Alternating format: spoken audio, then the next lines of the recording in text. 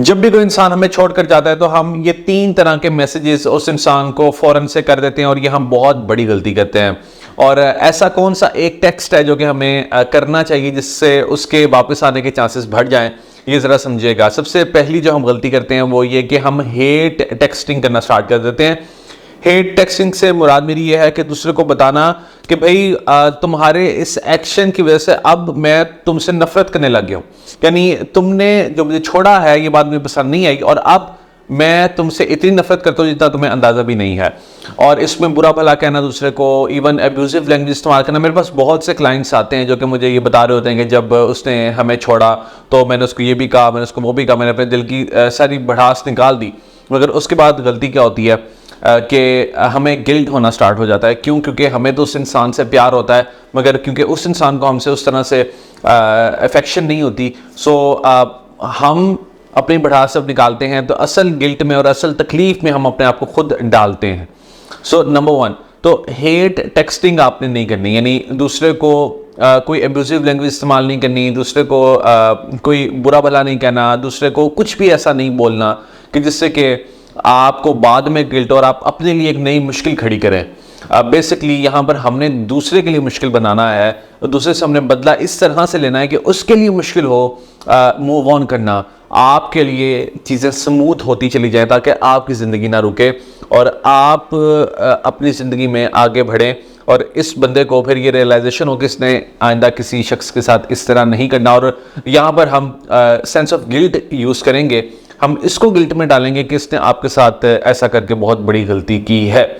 दूसरे नंबर पे जो गलती बेशुमार लोग करते हैं, तकरीबन मेरे पास जितने भी क्लाइंट्स आते हैं वो सारे ही ऐसा करते हैं, वो स्पैमिंग मैसेजेस कर रहे होते हैं।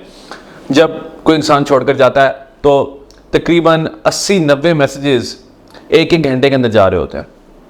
80-90 मैसेजेस, कैन यू इमेजिन? ना सिर्फ मैसेजेस बल्कि कॉल्स, बार बार उनके दोस्तों को कॉल्स, और इतनी कॉल्स कि दूसरे इंसान को लगता है कि भाई ये जो मैंने फैसला किया था ये तो मुझे बहुत पहले कर लेना चाहिए था इसको छोड़ने का। ये कितना डेस्परेट इंसान है, ये कितना डेस्परेट इंसान है। पर दूसरा इंसान हमें फौरन से ब्लॉक करता है और यही वजह होती है अक्सर ब्लॉक होने की, क्योंकि ब्रेकअप के बाद जब बहुत ज़्यादा स्पैमिंग होती है तो दूसरा इंसान फिर हमें ब्लॉक करता है, क्योंकि वो अपने फैसले पर एक तो बहुत खुश होता है, उसको रिलीफ और ज़्यादा मिलता है कि मैंने बहुत अच्छा किया इससे दूर होकर, क्योंकि ये तो बहुत डेस्परेट इंसान है और ये तो मेरे पीछे पड़ गया तो मुझे अब जान नहीं छोड़ेगा। और फिर यहाँ तक नहीं रुकती बात, यहाँ पर हम फिर उसके घर वालों को फिर कॉल्स मैसेजेस करना स्टार्ट करते हैं, मेरी उससे बात करा दो, उसके दोस्तों को फिर कॉल मैसेजेस, और हर तरह से उसका पीछा करते हैं कि शायद अब उसको रियलाइजेशन हो जाए। रियलाइजेशन नहीं होती, दूसरे को फिर इस बात पर यकीन होता है कि उसने आपको छोड़कर बहुत अच्छा किया है और इस बात पे दूसरे को फिर गिल्ट होता है कि उसने ये फैसला बड़े देर से किया है। सो यहाँ पर अब अपने आप को बहुत ज़्यादा अनअट्रैक्टिव बना रहे होते हैं, ये बात याद रखिए।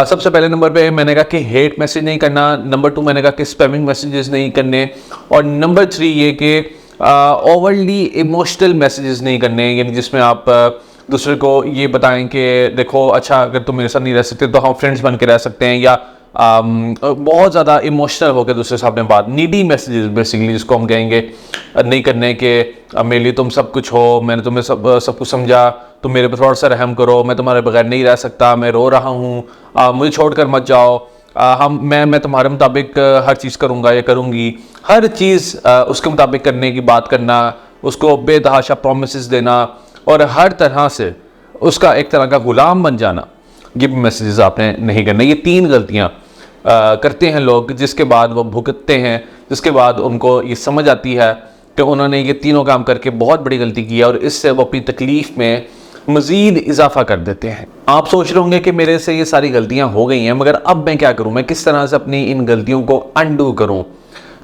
आपने उस इंसान को एक मैसेज करना है। जैसे आपने सुना है ना कि मैंने आपको कहा है कि एक मैसेज करना है, या मैंने आपको अलाउ किया है कि आपने उसको मैसेज करना है, तो आप बहुत खुश हुए होंगे, क्योंकि ये एडिक्शन होती है। जब भी कोई इंसान हमें छोड़कर जाता है और हमें कोई कहता है कि अच्छा उसको मैसेज करके अब ये बात कहो, तो हमें बहुत खुशी महसूस होती है। मगर ज़रा गौर से समझिए कि आपने मैसेज क्या करना है, किसी तरह की कोई गलती नहीं करनी।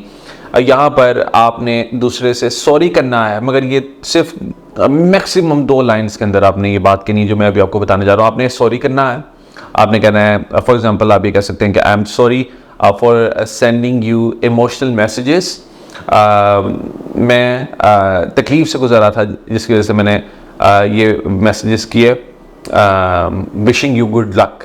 सो ये एक से 2 लाइन मैक्सिमम आपके मैसेज के बनेंगे और आपने ये उसको मैसेज सेंड कर देना है। That's it. यहाँ पे आपने ये गलती अपनी कवर कर ली है और इसके बाद आपने 30 दिन तक कोई रब्ता नहीं करना दूसरे से। 30 दिन तक कोई रब्ता नहीं करना। और इसमें दूसरे का जो रिप्लाई आएगा आपको या दूसरे की तरफ से अगर कोई कॉन्टैक्ट होता है बाद में, सो उसके मुताबिक हमने स्ट्रेटजी बनानी है। मगर फिर भी 80 to 90% जो मेरे पास केसेस आते हैं उसमें मैं ये रिकमेंड करता हूँ कि फिर भी आपने 30 दिन तक कोई रब्ता नहीं करना। It depends on the message as well, जिसके लिए मैं ये रिकमेंड करता होता हूँ कि आप दिए गए नंबर पर रब्ता करके पर्सनल लेवल पर अगर अपना मसला डिस्कस करना चाह रहे हैं तो आप ज़रूर कीजिए। हम 100% रिजल्ट्स जनरेट करते हैं और जितने भी लोग हमसे रब्ता करते हैं उनका जो भी केस है उसमें हम उनको बेहतरीन रहनुमाई देते हैं और जो लोग उसमें एक आउटकम चाहते हैं और उसमें फिर हम ये देखते हैं कि हमने इनको मूव ऑन करवाना है या फिर रीअट्रैक्ट करवाना है, सो वो फिर हम कर रहे होते हैं।